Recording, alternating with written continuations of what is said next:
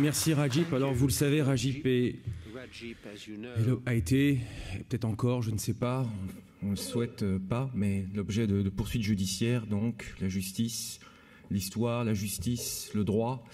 On en a parlé beaucoup pendant ces 4 jours et il semblerait, alors là je sors de ma casquette de président, mais il semblerait qu'en 65 on soit passé du souvenir intime au paradigme de la reconnaissance du génocide. En 2015, c'est-à-dire 50 ans plus tard, on a l'impression qu'on serait en train de passer du paradigme de la reconnaissance au modèle, au paradigme des réparations. Et quoi de mieux que de demander l'avis et de demander l'analyse aussi d'un professionnel du droit. Et nous avons la chance d'avoir notre ami Nicolas Kouyoumdjian à ma droite, qui est un spécialiste du droit international, qui est un ami américain, et qui va nous présenter un petit peu, d'un point de vue du droit, eh bien, cette question du génocide des Arméniens en particulier, et du général globalement. Voilà. Merci Nicolas, 15 minutes. Sorry. Thank you very much. I thought it Merci might be beaucoup. helpful Je pensais que ça serait utile à cette étape de notre colloque de parler de la définition technique et juridique du génocide, ce que c'est et ce que ce n'est pas. Bien entendu, d'après l'expérience réelle, on sait que le génocide comporte des millions d'histoires de personnes qui ont beaucoup souffert. C'est la réalité du génocide. Mais d'un point de vue juridique, et sa définition, il y a donc une certaine technicité nécessaire, certains éléments requis en application de cette définition. Et même lors d'une affaire concernant le Rwanda, on a parlé du crime des crimes. C'est-à-dire que c'est un mot, le génocide, qui suscite beaucoup d'émotions et qui évoque aussi l'action des États, des acteurs de la communauté internationale importante. Mais sa définition, d'un point de vue juridique, est très précise. Et ce n'est pas toujours le crime des crimes et un crime plus important que d'autres crimes contre le droit international. Il s'agit de 5 types d'actes avec l'intention de détruire en tout ou partie un groupe national, ethnique, racial ou religieux. Et ces groupes, donc, doivent être définis de façon positive, c'est-à-dire qu'avec 1915, on peut parler du génocide des Arméniens, Assyriens ou Grecs, mais on ne peut pas passer des non-Turcs. On ne peut pas dire le génocide des non-Turcs parce qu'il faut une définition positive qui inclut absolument ces groupes. Les actes en question sont le meurtre, l'atteinte grave à l'intégrité physique ou mentale, la soumission intentionnelle du groupe à des conditions d'existence devant entraîner sa destruction physique totale ou partielle. Et le professeur Houvenisians disait oui, mais ce n'était pas ces conditions-là. Mais si vous imposez des conditions avec l'intention de détruire le groupe, si, ça peut se qualifier de génocide. Des mesures visant à entraver les naissances ou alors le transfert forcé d'enfants. Je pense qu'on en a parlé un peu quand même lors des différentes présentations. Le transfert forcé d'enfants peut constituer le génocide. S'il s'agit d'une partie ou de tout le groupe. Et maintenant, depuis la création des tribunaux internationaux pour la Yougoslavie et le Rwanda, nous avons de la jurisprudence qui peut nous donner peut-être une définition encore plus spécifique du génocide. Lorsqu'on parle d'une partie de la population, le tribunal a interprété ça pour dire une partie importante qui met en cause la survie du groupe. Donc, il ne s'agit pas d'avoir l'intention de massacrer toutes les personnes de ce groupe à 100%. Cela n'est pas nécessaire. Il s'agit de toute ou une partie du groupe d'empêcher leur possibilité de survivre dans dans un endroit, dans un lieu. Alors, ces différents tribunaux pénaux internationaux n'ont trouvé que Srebrenica en tant que génocide en 1995, pendant les 3 jours dans cette commune, lorsque les hommes et les jeunes hommes à partir de 13 ans ont été séparés des femmes et en 3 jours, 8000 hommes ont été massacrés.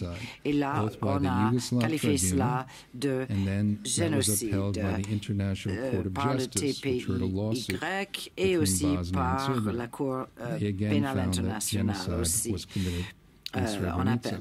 C'est-à-dire que le génocide a bien été commis en ex-Yougoslavie à Srebrenica. Et donc, quand je dis que ce n'est pas peut-être le crime des crimes, qu'il y a d'autres crimes, c'est parce que je suis procureur. Et je sais qu'il y a beaucoup de crimes connus, mais ça fait 15 ans que je travaille au sein du tribunal pénal international pour la Yougoslavie, sur les affaires en Bosnie, en Sierra Leone, à Darfour, et actuellement, je suis co-procureur pour la Cambodge. Donc, au Cambodge, c'est une situation qui illustre bien, en fait, les limites de cette définition technique du génocide. Actuellement, il y a 2 vieillards qui sont devant le tribunal, Nchia et son frère qui étaient la main droite de Pol Pot et donc des dirigeants du Khmer Rouge. Il y a une accusation de génocide. Ce procès a commencé au mois de janvier de cette année, mais on parle de génocide contre 2 groupes, les Vietnamiens et les Cham. Les preuves dans cette affaire démontrent qu'environ 1 million de personnes ont été massacrées, ont perdu la vie pendant cette période de 3 ans, 8 mois et quelques de ce régime du Khmer Rouge. Les Vietnamiens, probablement il y avait environ 20 000 Vietnamiens au maximum. Et en fait, au départ, il s'agissait de déporter les personnes de ces territoires. C'est peut-être le nettoyage ethnique qui est un crime international, le transfert forcé, mais il ne s'agit pas, ça ne constitue pas le génocide. Le transfert simple des personnes de leur terre n'est pas le génocide. Mais donc, ils ont commencé par le déplacement, en forçant ces personnes à rentrer au Vietnam, et ils ont fini par tuer tous les Vietnamiens. Donc, je pense que nous allons pouvoir prouver que cela constituait bien le génocide. Les groupes de musulmans Chan aussi, un groupe distinct, ethnique, peut-être plus proche des Pygmaliens en Malaisie, mais ils étaient musulmans, ils ont été visés. En particulier, environ 25% de la population a été tuée, éliminée, et la population Cham était assez importante, 36%.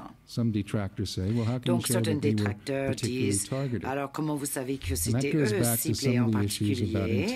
Et là, encore une fois, on pose la question de l'intentionnalité. Lorsque le professeur Rovician parlait justement de ces théories. Alors, l'intention n'est pas la même chose que la motivation, parce que même si vous dites que vous faites ça pour des raisons militaires, et que vous voulez protéger le front oriental, vous n'avez pas le droit de tuer des civils, vous ne pouvez pas cibler un groupe afin de les détruire pour des raisons militaires, même si votre motivation était que ce sont des ennemis de classe et nous les avons éliminés pour des raisons politiques. En fait, ce qui vous motive n'a aucune importance. C'est votre intention. Si votre intention est de détruire le groupe, même si ce n'est pas l'objectif ultime, au final, vous avez une politique en place pour détruire toute ou une partie d'un groupe. Donc, il ne s'agit pas d'un accord explicite ou un plan prémédité conçu, par exemple, avant 1915. il peut s'agir aussi de quelque chose d'implicite que nous voyons dans les actes, un accord implicite par exemple parmi ceux qui étaient coupables de génocide. Alors, ceci dit, au Cambodge, par exemple, où il y a plus d'1 million de Khmers, de Cambodgiens qui ont été tués, et les Chams et les Vietnamiens, là, il s'agissait de quelques dizaines de milliers seulement. Mais bon, je dis souvent au public Khmer que ce n'est pas non plus l'accusation la plus grave dans cette affaire. Le génocide et l'idée de prioriser certains crimes tellement horribles contre les personnes, parce que tout mort est trop. Un seul mort n'est pas supportable. Un seul viol n'est pas supportable. Une personne torturée n'est pas non plus supportable. Tout cela doit être condamné. Alors essayez d'avoir une hiérarchie de souffrance ou une hiérarchie de ces crimes est très difficile à tolérer. Mais le mot génocide est extrêmement important, sans aucun doute, en raison notamment de cette Convention pour la prévention et la répression du crime de génocide. Les États qui ont ratifié cette Convention sont donc liés par cette Convention, doivent le respecter. Et le public comprend que c'est la pire chose qui puisse arriver, que c'est vraiment le crime des crimes. Et nous l'avons bien vu à Darfour. Vous vous souviendrez certainement il y a quelques années une campagne publique importante aux États-Unis avec George Clooney et d'autres qui disaient il faut absolument faire quelque chose à Darfour. Et c'était à une époque où le gouvernement du Soudan était important pour les États-Unis. Parce que peut-être vous vous souvenez que Ben Laden, avant d'aller en Afghanistan, avait été au Soudan. Et vous vous souvenez peut-être que les États-Unis ont donc essayé de frapper une usine pharmaceutique pour cette raison. Enfin, en même temps qu'il y avait cette campagne pour traiter ces problèmes à Darfour et le génocide, la coopération entre le Soudan et les États-Unis avait commencé en matière de renseignement contre le terrorisme. Donc, en même temps, il y avait deux types d'intérêts en concurrence en jeu et le secrétaire d'État américain Colin Powell a fini par déclarer devant le Congrès que le génocide, à son avis, était en train d'avoir lieu à Darfour. Et là, ça a eu un impact.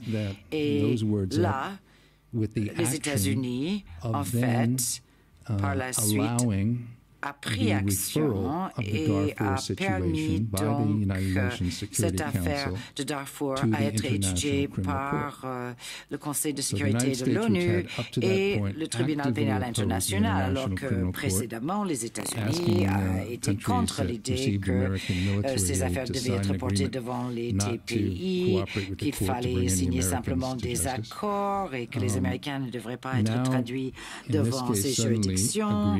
Mais tout d'un coup, on a décidé que l'affaire de Darfour pouvait être entendue par le tribunal pénal international et actuellement il y a même un mandat d'arrêt pour le président du Soudan en raison du génocide. Alors, une autre remarque que je voulais faire, c'était alors que nous essayons de faire quelque chose, de prévenir et de réprimer le génocide, il est aussi important de dire que malheureusement, le génocide peut être efficace, c'est triste mais vrai, c'est-à-dire que certaines personnes ont été récompensées pour l'élimination de ces groupes de certains territoires. Nous le savons très bien, tous ici. Si vous regardez la Pologne, la Lituanie, l'Allemagne, vous voyez comment la démographie a changé pour toujours depuis la Shoah.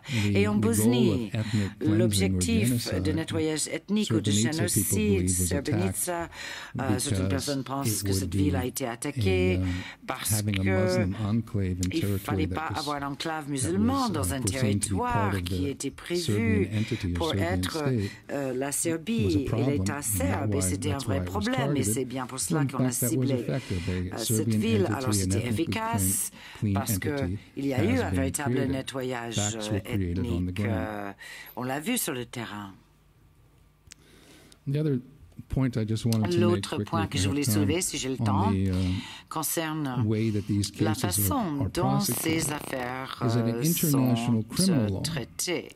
En application du droit pénal international, il s'agit de ce que les gens ont fait, les actes commis par des personnes. Et je pense que c'est très important de faire cette distinction parce qu'il ne s'agit pas d'une affaire de la Serbie ou des Serbes bosniaques contre les musulmans. Il s'agit de personnes physiques, individuelles, accusées de crimes. Et dans ce cas-là, le génocide, l'intention de détruire un groupe. C'est très important de garder cela à l'esprit par rapport à notre objectif de réconciliation aussi. Parce que si nous voulons vraiment nous battre contre les négationnistes et nous voulons que des groupes, et notamment les coupables, de reconnaître leurs crimes ou les crimes commis en leur nom, il est très important que chaque individu soit tenu responsable, qu'il y ait une responsabilité autre que la responsabilité de l'État. Et je sais que Tanner Action, dans son livre que j'ai lu, discute le cas de plusieurs Turcs, et ça a été abordé ici même, qui ont été exécutés pour avoir opposé ce qui se passait. Ils ont refusé d'obéir aux ordres. Et il y a aussi des histoires sur les Arméniens qui ont été sauvés grâce aux Turcs qui les ont protégés. Alors, il faut se battre contre les négationnistes en faisant cette distinction. C'est-à-dire que ceux qui incitent le génocide incitent la haine en pensant que tous les individus sont des ennemis, tous les membres du groupe sont des ennemis. Et pour combattre ce point de vue, il ne faut pas comprendre que toutes ces personnes sont identifiables en raison de leur ethnie. Non, ils doivent être identifiés en raison des politiques qu'ils prônent ou les actes qu'ils ont commis et non pas seulement en raison de leur groupe ethnique. Le déni va faire beaucoup de mal, je pense aussi, à ceux qui nient justement le génocide, plus encore que les victimes. Je suis américain, je viens des États-Unis, et alors, si les États-Unis niaient qu'il y avait eu de l'esclavage aux États-Unis, imaginez-vous, est-ce que ça avancerait notre pays? Bien sûr que non, absolument pas. Ce n'est pas dans l'intérêt de l'histoire véritable, ce n'est pas dans l'intérêt de la réconciliation du peuple américain, les Afro-Américains et les non-Afro-Américains. Il faut reconnaître l'histoire véritable. Pour cette raison, et je pense que ces affaires de droit pénal international peuvent nous aider à le faire. Et quand j'ai entendu le professeur Anissian parler des négationnistes, je suis entièrement d'accord. Il y a certaines personnes qu'on ne pourra jamais convaincre. On peut voir ça au tribunal, on peut avoir toutes les preuves, mais ils ne seront jamais convaincus.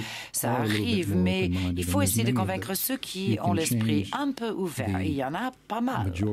Et vous pouvez peut-être changer la mentalité de la majorité de ces négationnistes par rapport à ce qui se passe pour ces populations. Et je pense qu'une affaire pénale qui peut constituer de la jurisprudence peut aussi aider à établir la vérité. Alors maintenant, je laisse la